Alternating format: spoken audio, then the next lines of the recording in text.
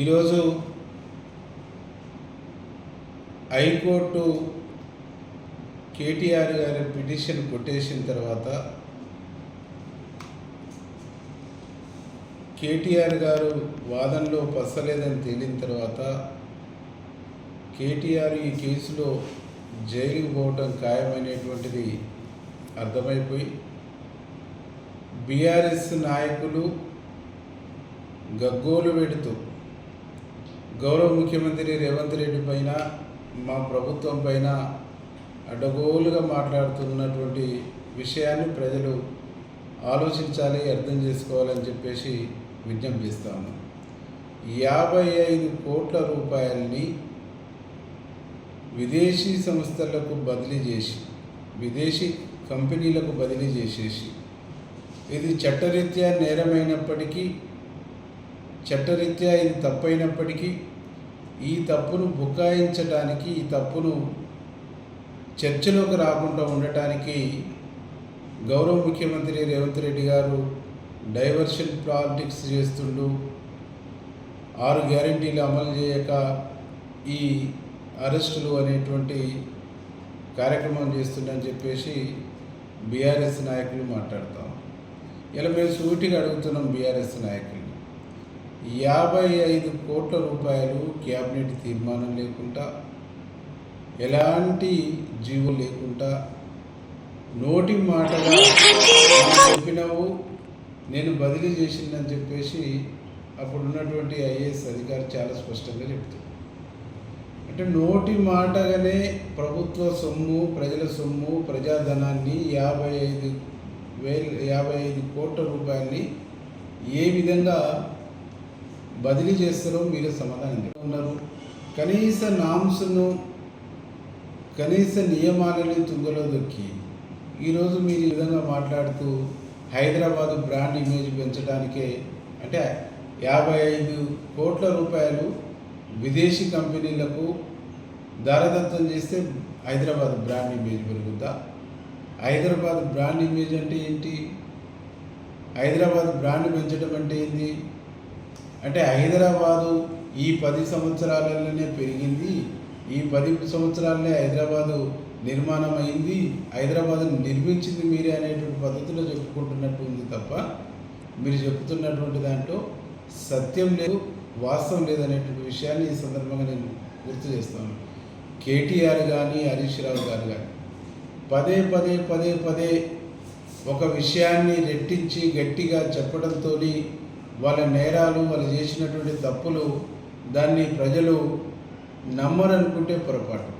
ఈరోజు చాలా స్పష్టంగా 10 సంవత్సరాల పాటు ఈ రాష్ట్రాన్ని పరిపాలించిన మీరు ఈ రాష్ట్రాన్ని అన్ని రంగాల్లో విధ్వంసం చేసిండ్రు, ఈ రాష్ట్రాన్ని అవినీతిమయం చేసిండ్రు, ఈ రాష్ట్రాన్ని అప్పుల కుప్పగా మార్చిండ్రు, ఈ రాష్ట్రంలో సర్వం దోసుకుండ్రు అనేటువంటిది ప్రజలు చాలా స్పష్టంగా అర్థం చేసుకున్నారు, ఆలోచించారు. కాబట్టి ఎన్నికల్లో మిమ్మల్ని ఓడించి పక్కకు పెట్టారు.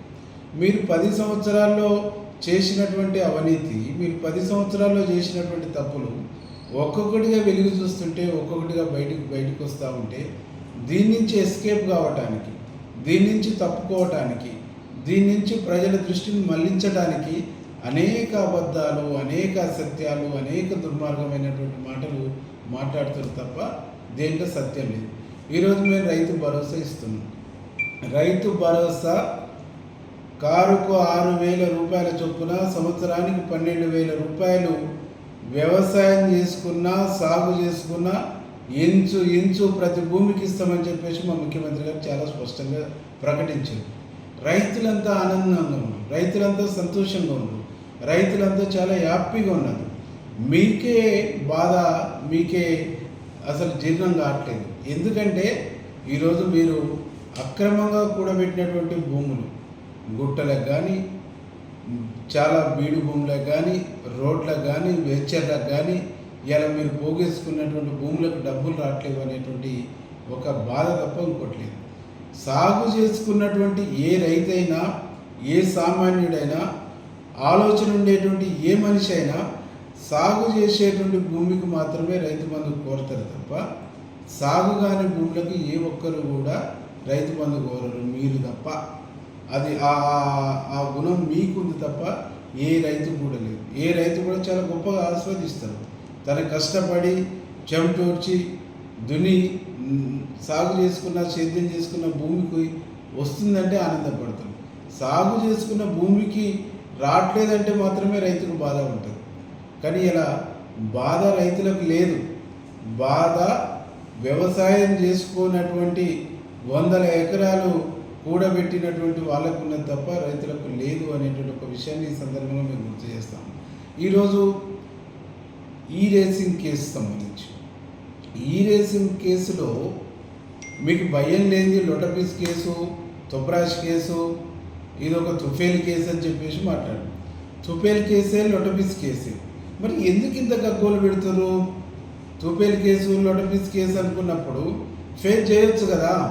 మీ సమస్యను మీ కేసును అది లోకల్ సమస్యగా, మీ కేసును మీ ఇష్యూను అది తెలంగాణ సమస్యగా చిత్రీకరించడం అంటేనే దీంట్లోనే కుట్ర దాగుంది. తెలంగాణ ప్రజలారా మీరు గమనించండి, దీంట్లోనే కుట్ర దాగున్నది. ఇదే కుట్రపూరితమైనటువంటి విధానము. ఎందుకు జంకుతుండ్రు? ఎందుకు భయపడుతుర్రు? ఎందుకు ఈరోజు అడ్డదారులను వెతుక్కుంటుర్రు? ఆలోచన చేయాలని చెప్పేసి మేము తెలంగాణ ప్రజానీకాన్ని కోరుతాము. ఇవాళ బీఆర్ఎస్ పాలన గడిచిన 10 సంవత్సరాల్లో ఉద్యమ పేరు చెప్పి ఉద్యమం ముసుగుతోని దోసుకుండ్రు, దాచుకుండ్రు, తెలంగాణను విధ్వంసం చేసిననేటువంటి విషయాన్ని ప్రజలు గమనించాలి, ప్రజలు ఆలోచించాలని చెప్పేసి మేము విజ్ఞప్తి చేస్తాము.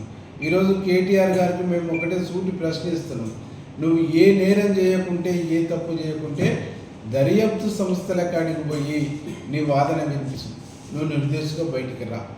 దర్యాప్తు సంస్థల కాడికి వెళ్ళకుండా, దర్యాప్తు సంస్థల ముందుకు వెళ్ళకుండా అక్కడి నుంచి అడ్డదారులను వెతుక్కుంటూ, అడ్డమార్గాలను వెతుక్కుంటూ, కోర్టుకు వెళ్ళి స్టేజ్కుంటూ, కోర్టుకు వెళ్ళి క్వాష్ పిటిషన్ ఇస్తూ ఇలా కోర్టు దర్యాప్తు సంస్థలకు వెళ్ళకుండా ఉండటానికి మార్గాలు వెతుక్కుంటున్నావు. నువ్వు నేరం చేయకుండా ఎందుకు వెతుక్కుంటావు? సహకరించు దర్యాప్తు సంస్థలకు. దర్యాప్తు సంస్థలకు సహకరించు.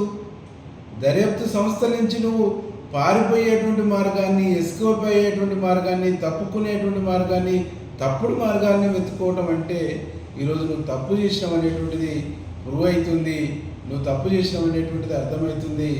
కాబట్టి తెలంగాణ సమాజం మీరు ఎన్ని ఏషాలు వేసినా, ఎన్ని ఆందోళన చేసినా, ఎన్ని ధర్నాలు చేసినా, ఎన్ని తపస్సులు చేసినా మీ నేరాల్ని, మీ నేరపూరితమైనటువంటి స్వభావాన్ని, మీరు దోసుకున్నటువంటి విషయం నుంచి తెలంగాణ ప్రజానీకాన్ని దాన్ని దృష్టి మళ్లించలేనటువంటి ఒక విషయాన్ని ఈ సందర్భంగా మేము స్పష్టం చేస్తూ, ప్రజలు తెలంగాణ సమాజం, విఘ్నులైనటువంటి తెలంగాణ సమాజం, వీళ్ళ దోపిడీ, వీళ్ళ దుర్మార్గాలు బయటపడుతున్నాయి. వీళ్ళ దోపిడీ దుర్మార్గాల నుంచి తెలంగాణ సమాజం మేలుకొనాలి. వీటిని చట్టం ముందు దోషులుగా నిలబెట్టాలని చెప్పేసి మేము విజ్ఞప్తిస్తాం.